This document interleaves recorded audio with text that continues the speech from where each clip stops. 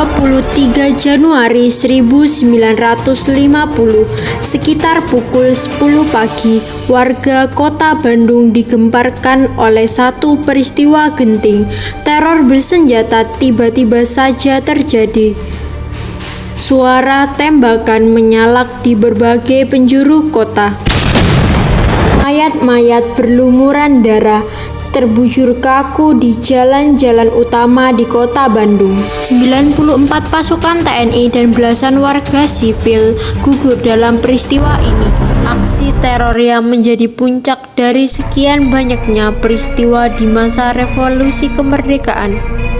Peristiwa yang menantang dan mengancam kedaulatan bangsa Indonesia yang masih berumur teramat muda. Raymond Westerling, yang merupakan komandan pasukan Belanda, adalah dalang dari milisi APRA, yang kepanjangannya adalah Angkatan Perang Ratu Adil. Nama milisi ini berasal dari bagian kitab Ramalan Jawa Kuno, yaitu Ramalan Joyoboyo, yang meramalkan kedatangan seorang Ratu Adil yang merupakan keturunan Turki. Karena mempunyai warisan darah campuran Turki, Westerling memandang dirinya sebagai sang Ratu Adil yang diramalkan akan membebaskan rakyat Indonesia dari tirani. Tirani sendiri adalah seorang yang memegang suatu bentuk pemerintahan dengan kepentingan pribadi. Aksi itu ia rancang untuk menyerang dua kota besar, yaitu Bandung dan Jakarta.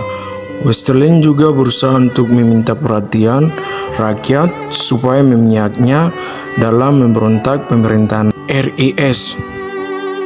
Dan ia ingin mempertahankan adanya negara-negara federal untuk melawan kesatuan Republik Indonesia yang dipimpin oleh Soekarno-Hatta.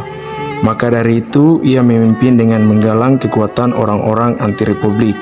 Di antaranya adalah mantan gerilyawan Republik, KNIL yang telah dimobilisasi, dan tentara kerajaan Belanda. Tahun 1950, APRA telah berevolusi dari serangkaian unit pertahanan diri pedesaan menjadi kekuatan tempur berjumlah 2.000 orang. Pada 5 Januari 1950, Westerling mengirim ultimatum ke pemerintah RIS supaya mengakui negara bagian Pasundan sekaligus APRA sebagai tentara Pasundan. Westerling berniat melakukan kudeta karena dilatar belakangi oleh ketidakpuasan hasil putusan KMB atau Konferensi Meja Bundar pada Agustus 1949 yang isinya 1. Tentara KNIL akan dibubarkan dan dimasukkan ke dalam kesatuan TNI. 2.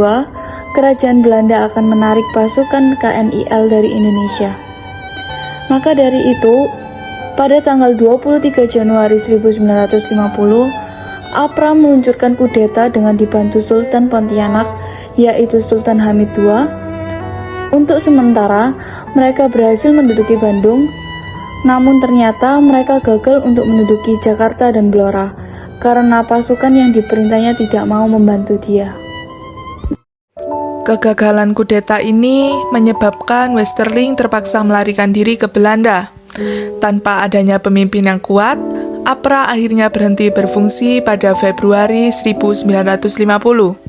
Tindakan APRA tersebut pada akhirnya menyebabkan penahanan Sultan Hamid II dan mempercepat pembubaran Republik Indonesia Serikat pada tanggal 17 Agustus 1950, serta mengubah Indonesia menjadi negara kesatuan yang didominasi oleh pemerintahan pusat di Jakarta. Di balik semua itu, APRA hanyalah janji palsu untuk mengadu domba rakyat Indonesia sekaligus mimpi kosong orang Belanda yang ingin menguasai bangsa Indonesia.